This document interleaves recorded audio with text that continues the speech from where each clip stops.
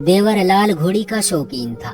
मेरी घोड़ी भी फुल लाल थी, लेकिन मैं उसे देवर से शर्म के मारे छुपा कर रखती थी। एक दिन देवर की नजर मेरी घोड़ी पर पड़ गई।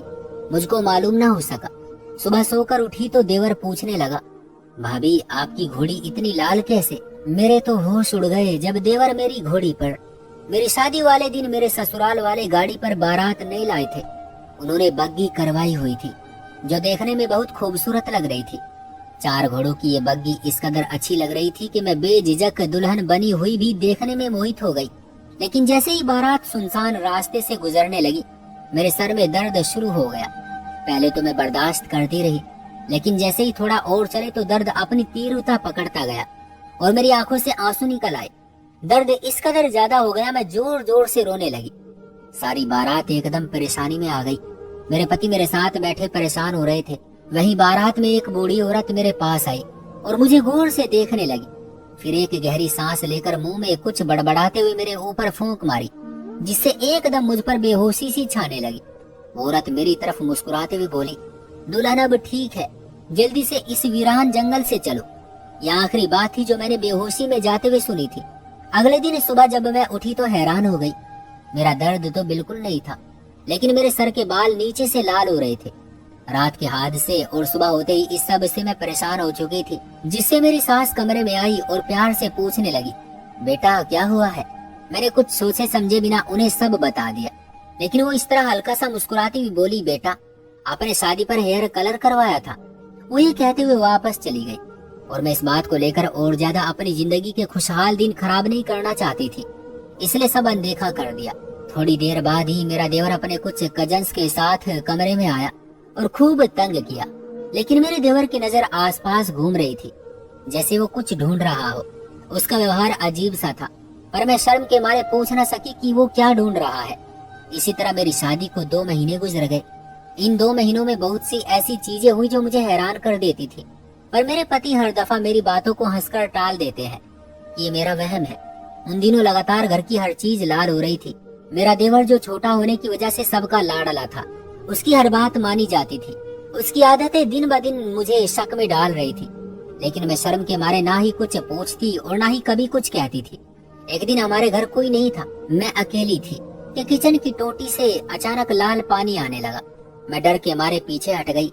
मेरे हाथ कांपने लगे, लेकिन मैंने हिम्मत करके फिर भी दोबारा टोटी खोली तो पानी इस कदर गर्म आया कि मेरा हाथ जल गया। मेरी सफेद खाल एकदम लाल हो गई। दर्द और डर के कारण मैं टोटी खुली छोड़कर बाहर भाग गई। जैसे ही लॉन्ज में पहुंची, वहां मेरा देवर जो कुछ देर पहले ही आया था, हैरानी से मुझे देखने लगा। फिर अपनी नजरों को एक अजीब से घुमाते हुए बोला, भाभी क्या हुआ? यूं जैसे वो सब जानता हो। मैं जो पहले ही डरी हुई थी उसकी बात से और चिढ़ गई। गुस्से से मैं उसकी तरफ देखकर अपने कमरे में घुस गई। मेरा हाथ लगातार रात तक दर्द करता रहा, लेकिन मैं बर्दाश्त करती रही। आजकल सब इतना अजीब हो गया था। मेरी नई नई शादी हुई थी, लेकिन मैं वैसी बिल्कुल नहीं लगती थी। उलझे दिमाग के साथ मैं कभी उठती, कभी जागती, कभी सोती। रात देर तक आज मेरे पति नहीं आए थे। मैं उठकर खिड़की के पास गई। जैसे ही पर्दे पीछे किए तो एक तेज रोशनी सीधा मेरी आंखों से टकराई। मैं डर गई, लेकिन फिर आदत से मजबूर होकर आगे को होकर देखने लगी। वो कोई आदमी था जो हमारे घर के बैक साइड पर रोशनी जलाई कुछ कर रहा था। मुझे रात होने के कारण कुछ साफ नजर नहीं आया, लेकिन मेरा दिमाग अपना दर्द भूलकर उधर भटक गया। लगातार 4 दिन तक यही होता रहा। अब तो मुझे अपने ही कमरे से डर महसूस हो रहा था, लेकिन मैं पति से कुछ न कह सकी। वो मेरी हर बात को हंसकर टाल देता, जैसे मैं छोटी मासूम बच्ची हो। इससे अगले दिन मेरा पति एक बहुत खूबसूरत तस्वीर लेकर आया, जो बहुत ही बेहतरीन अंदाज में बनाई गई थी। बड़ी बड़ी पलकों में लिपटी आंखें और एक घोड़ी थी जो आसमान को देख रही थी। उसका रंग चमकदार सफेद और लाल था, जो देखने वालों को एक ही नजर में अपनी तरफ आकर्षित कर लेता। मुझे बहुत पसंद आई। मैं इतनी खुश हुई, उसे उठाकर अपने कमरे में ले गई। लेकिन मेरा देवर मेरे बोलने से पहले ही उसे उठाकर बोला, ये मैं अपने कमरे में लगाऊंगा। यूं मुझे दुख हुआ, लेकिन उसे मना नहीं किया और अपना दिल महसूस लिया। मैं भी ना चाहते मुस्कुराते हुए सर हिला गई, लेकिन वो भी अपनी जिद का पक्का था।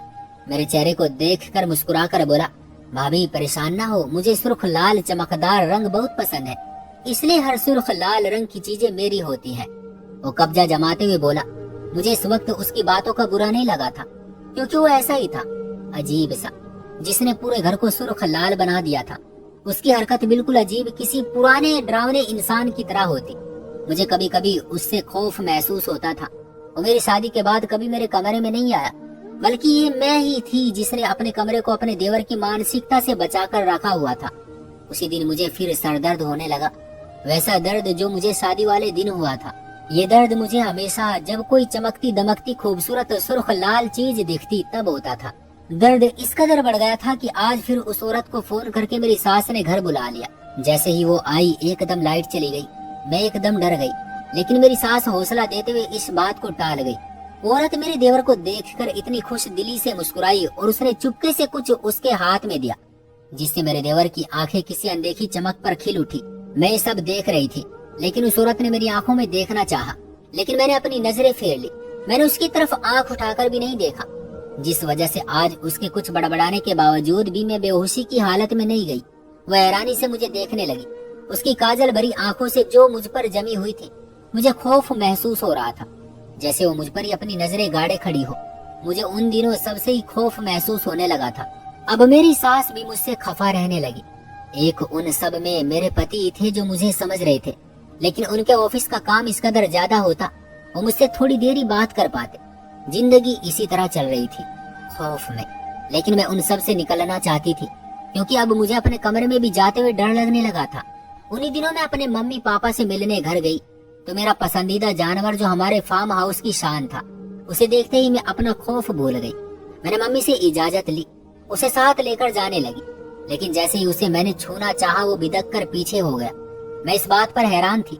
मैंने दोबारा छूना चाहा, लेकिन वो ऐसे बिदक कर पीछे हो जाता। मैं कुछ भी कहे सुने बगैर अपने ससुराल वापस आ गई। मुझे वो जानवर इस कदर प्यारा था कि मैं उसके बिना नहीं रहती थी, लेकिन उसकी इस हरकत की वजह से मेरी आंखों में आंसू आ गए। मैं अपने मोबाइल फोन में उसकी तस्वीर देखती मुस्कुराने लगी। अचानक मेरा देवर मेरे पीछे चीखा। उसने मेरे हाथ से फोन खींच लिया। मैं गुस्से से पीछे पलटी, ये क्या हरकत है? लेकिन वो मेरी बात अनसुना करते बोला, ये आपके पास कब से है? ये मेरी पसंदीदा है। आप ऐसा कैसे कर सकती हैं भाभी? सब जानते हुए भी आपने मुझसे छुपाया। मैं उसकी इस हरकत पर हैरान रह गई। कुछ कहना चाहती थी, लेकिन वो मेरा फोन पकड़कर सारी तस्वीरें देखने लगा था। मैं गुस्से में उससे फोन छीनकर अपने कमरे में वापस आ गई। पीछे वो सीटी बजाने लगा। मेरा दिल धक धक कर रहा था, लेकिन मुझे उससे घबराहट महसूस हो रही थी। मैं उसकी मानसिकता देखकर डर जाती थी। मैं कमरे में जाकर सोचने लगी, इसे कैसे समझाऊं, कैसे यकीन दिलाऊं कि इंटरनेट से ली गई तस्वीरें हैं, उनका हकीकत से वास्ता नहीं है। मेरे पास हकीकत में कोई सुर्ख लाल गोली नहीं है, लेकिन मैं जानती थी कि मेरा देवर मेरा यकीन नहीं करेगा, अब यह हासिल कर लेगा। इसलिए अपने फार्म हाउस में फोन करके अपनी पसंदीदा चीज छुपाने का कहा। फिर मैंने अपने पति से बात की और उन्होंने मुझे समझाया कि मैं देवर से थोड़ा फासले पर रहूं। कभी कभी पति भी बहुत अजीब व्यवहार रखता, जिससे मुझे बहुत दुख होता, पर मैं कुछ समझ ना पाती और अभी तक उस अजीब व्यवहार की वजह नहीं जान पाई थी। मैं जैसे ही नजर पूरे कमरे में दौड़ाती, हर तरफ सुर्ख लाल रंग ही नजर आता था। ये सब मेरा वहम था, पर मैं कुछ चाहकर भी अच्छा नहीं सोच पाती थी। सुबह जैसे ही मैं सोकर उठी, मुझे फार्म हाउस से फोन आ गया। फोन सुनते ही मैं हैरान रह गई और गुस्से से अपने देवर के कमरे में पहुंची, लेकिन वो अपने कमरे में कहीं नजर नहीं आया। मैं उसके कमरे को गहरी निगाहों से देखने लगी। बेड के पास पड़े एक छोटे से शो पीस में मिट्टी थी। मैं हैरान हुई, वो लाइट से चलने वाला शो पीस है जिसमें थोड़ी सी मिट्टी थी और साथ ही एक लंबी सी चैन में एक शीशा लटका हुआ था, जिसकी सेफ चाबी से मिलती जुलती थी। मैं उसे उठाकर देखने लगी, वो बहुत खूबसूरत थी। अचानक बेड की तरफ से हल्की सी चरचराहट होने लगी, जैसे कोई आवाज थरथरा रही हो। मैं उस चैन को वहीं फेंक कर उठकर वो आवाज सुनने लगी, लेकिन मुझे कुछ भी समझ नहीं आया। मैं कान लगाकर दीवार के साथ खड़ी थी कि खिड़की के बाहर नजर गई, जहाँ अभी फिर वो तेज रोशनी उभरी थी। मैं हैरानगी से कमरे से निकलती नीचे चल दी। मेरी हैरत की इंतहा न रही कि मेरा देवर रात के अंधेरे में अपने घर वालों की नजरों से छुपकर ये क्या करता था। मुझे अचानक एकदम दुख ने और खौफ ने आ घेरा। वो अजीब होने के साथ साथ इस कदर जालिम भी था। मुझे इस बात का अंदाजा उस वक्त हुआ था। डर ने मुझे अपनी हिरासत में ले लिया और मैं ना चाहते हुए भी आगे बढ़ती चली गई, बिल्कुल उसके पीछे जाकर खड़ी हो गई। लेकिन वो किसी ख्याल में खोया अपने काम में इस कदर मग्न था कि उसने मेरी मौजूदगी का जरा भी एहसास नहीं किया। जब मुझसे ज्यादा खड़ा नहीं हुआ गया तो मैं फिर तेज तेज कदम उठाती वापस अपने कमरे में आ गई। खौफ से मेरा जिस्म कांपने लगा। सारी रात मेरी खौफ में गुजर गई। पूरा जिस्म जैसे किसी अनदेखी आग में जलने लगा, जिस वजह से मुझे सुबह होने तक तेज बुखार हो गया। डॉक्टर ने मेरे पति से कहा कि इसे किसी बात का डर है, आप इनसे पूछे ये किस वजह से डर रही है। मेरे पति ने मुझसे पूछा, लेकिन मैं बता नहीं सकी। पति ने पहले भी मेरी बात का यकीन नहीं किया था, तो अब भला क्यों करता। डर इस कदर था कि मैं अपनी पसंदीदा चीजों को लेकर डर गई थी। कहीं ये भी मेरा देवर मुझसे ना छीन ले। मैं अपने पति को कैसे बताती कि उनका भाई किस कदर जालिम था। जैसे ही मेरी थोड़ी तबीयत संभली तो मैं अपने कमरे से बाहर आई। मेरा देवर मुझे देखते ही मेरे पास आकर बैठ गया। उसकी मौजूदगी से खौफ आने लगा, लेकिन अपने खौफ पर काबू पा गई। पर वो हैरानी से मुझे देखता जोर से हंसते हुए मुझसे पूछने लगा, भाभी आपकी पसंदीदा घोड़ी थी जिसके लिए आपने इतनी शर्तें रखवाई थी भाई से शादी से पहले कि आप अपनी घोड़ी को ससुराल में रखेंगी, पर आपने उसे कहाँ छुपा कर रखा हुआ था। मैं इतना हैरान हुआ था कि आपकी घोड़ी इस कदर लाल कैसे हो सकती है। मेरी आंखें कुछ बुखार और फिर डर से लाल सुर्ख हो गई। मैं उसे घूरते हुए वहाँ से उठने लगी। वो दोबारा बोल उठा, भाभी आप बताएंगी नहीं? अच्छा चले मत बताए। उसका अंदाज सरासर मजाक उड़ाने वाला था। वो खुद ही सवाल करता और खुद ही मेरी तरफ देखता रहा। मैं उसे अजीब सी नजरों से देख रही थी। बोलने की ताकत तो वैसे ही उस वक्त मेरी खत्म हो चुकी थी। आपको पता है भाभी, ये काम मैं पिछले 5 साल से कर रहा हूँ, लेकिन आज तक किसी को इसकी बनक तक नहीं पड़ी। जब से आप इस घर में आई हैं, लगातार आपने मुझ पर नजर रखी है। आपको क्या लगता है आप मुझे अजीब समझेंगी? हर किसी से इसका जवाब मांगेंगी तो आपको पता चल जाएगा। उसका चेहरा लाल सुर्ख हो चुका था। मैं उठकर भागना चाहती थी, लेकिन उसकी बात ने मेरे कदम जकड़ लिए थे। क्या आप जानना नहीं चाहेंगी मैं ये काम क्यों करता हूँ? मैं खौफ में सर हिलाने लगी तो वो तीखी नजरों से मुझे देखने लगा। मेरी उम्र में लड़के बहुत बड़ा बिजनेस करना चाहते हैं। मैंने भी सोचा था कि एक बहुत बड़ा बिजनेस बनाऊंगा, लेकिन मेरे भाई जो कहते हैं कि वो मुझसे बहुत प्यार करते हैं, लेकिन उन्होंने मुझे कोई काम तो क्या कभी ऑफिस भी नहीं आने दिया। उन्होंने मुझे एक कमजोर सा लड़का बना दिया जो सिर्फ उनके आगे पैसों के लिए हाथ फैलाए। मैं बेकार बनकर रह गया। मेरे बहुत से ख्वाब थे, पर मैं अपने ख्वाब इस तरह नहीं तोड़ सकता था। मैं बीमार रहने लगा था। देवर अपनी कहानी सुना रहा था और फिर उस वक्त देवर को वो औरत मिली जिसने देवर की जिंदगी बदल दी। वो कुछ ऐसी बातें जानती थी जिससे इंसान की जिंदगी बदल जाती है, और ना चाहते हुए भी जैसा वो कहती वो सब हो जाता था, जिससे लोग खौफ महसूस करते हैं। वो औरत गैर कानूनी काम करती थी। एक औरत होकर इस कदर जालिम थी जिसने एक नौजवान को गलत रास्ते पर लगा दिया। उसने मेरे देवर को अपने साथ काम सिखाया था। वो जादू टोना करती और साथ में गैर कानूनी स्मगलिंग भी। मेरा देवर स्मगलिंग में हर चीज सुर्ख लाल रंग में बदलकर आगे स्मगलिंग करता, जिस वजह से वो कुछ ही दिनों में अमीर हो गया था, क्योंकि उस औरत का कहना था कि सुर्ख रंग सबकी आंखों पर पट्टी बांध देता है। ये काम करते करते वो खतरनाक हद तक बेरहम हो गया और जानवरों का रंग तरह तरह के केमिकल से बदलने लगा, जिनकी कीमत लाखों में होती। उसने अपना पैसा किसी जगह छुपाया हुआ था, जिसके बारे में उसके घर में कोई नहीं जानता था। उसके पास पैसा तो आ गया था, पर वो पूरी तरह जुनूनी और साइको हो चुका था। वो अपने ख्वाब पूरे करने के लिए कितने गलत काम कर रहा था, ये कोई नहीं जानता था। वो मेरी तरफ देखते हुए बोला, मैं आपकी एक एक हरकत को जानता हूँ भाभी। आपने कब कब मेरे कमरे की छानबीन की और रात को कितनी दफा उस रोशनी का पीछा किया था। मैंने आपकी सर्च लिस्ट को देखा है। वो चैन जिसे आप शीशा समझकर वहीं छोड़ आई थी, वो दरअसल मेरे फार्म हाउस की चाबी है, जहाँ हर किस्म का जानवर पाया जाता है। वहीं आपकी घोड़ी भी है, जिसे बहुत बड़े बड़े लोग इन 3 दिनों में आकर देख चुके हैं। मेरी आंखों में आंसू आ गए। मेरी घोड़ी फार्म हाउस से गायब थी। मैं जानती थी कि उसके पीछे मेरे देवर का ही हाथ है, पर मैं कुछ नहीं कर सकती थी। मैं उसे कुछ समझाना चाहती थी। एक बड़ी भाभी होने के नाते मेरा ये फर्ज था मैं उसे कुछ समझाती। इससे पहले ही मेरे पति वहाँ आ गए, जिसके हाथ में कुछ पेपर थे। उसने बिना कुछ कहे वो पेपर मेरे देवर को दिए और उसे अपने गले लगा लिया।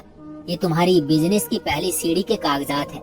वो ये कहते ही वहाँ से कमरे में चला गया, जबकि देवर हैरान खड़ा रह गया। मैं जानती थी कोई इंसान बुरा नहीं होता। इस दुनिया में हर इंसान को अच्छाई पर पैदा किया गया है, लेकिन कभी कभी हम अपने कुछ ख्वाबों की वजह से गलत रास्तों का चुनाव कर लेते हैं, जिस वजह से लोग हमसे खौफ महसूस करने लगते हैं। मेरे साथ भी यही हुआ था। मैं भी अपने देवर से बहुत डरती थी, लेकिन उसके अजीब व्यवहार के पीछे जिंदगी के टूटे हुए ख्वाबों का कुछ मलाल था, कुछ गलत सोचे थी। मुझे अब समझ आ गई थी कि उसे मोहब्बत और तवज्जो की जरूरत थी। उसे डॉक्टर की जरूरत थी जो इसे इस अजीबोगरीब दुनिया से बाहर निकाल लाता। देवर को पूरा 1 साल लगा वापस आने में। उसका देसी इलाज के साथ साथ डॉक्टरी इलाज भी चलवाया। अब वो सीधे रास्ते पर चल चुका था। उसने सब गैर कानूनी काम छोड़ दिए। लेकिन उसने घोड़ी पालने वाले शौक को नहीं छोड़ा था। उसने मेरी सुर्ख घोड़ी को संभाल कर रखा था। वो वक्त के साथ साथ अब अच्छाई की तरफ चल पड़ा और अपने अधूरे ख्वाबों को सजाने लगा। और मैं ईश्वर का धन्यवाद करती थी जिसने सुर्ख लाल रंग को मेरी जिंदगी में इस तरह दाखिल किया कि मैं उससे अपने देवर को वापस ले आई। बेशक वो जो करता है। तो दोस्तों, ये थी हमारी आज की कहानी। आपका क्या कहना है इस कहानी के बारे में?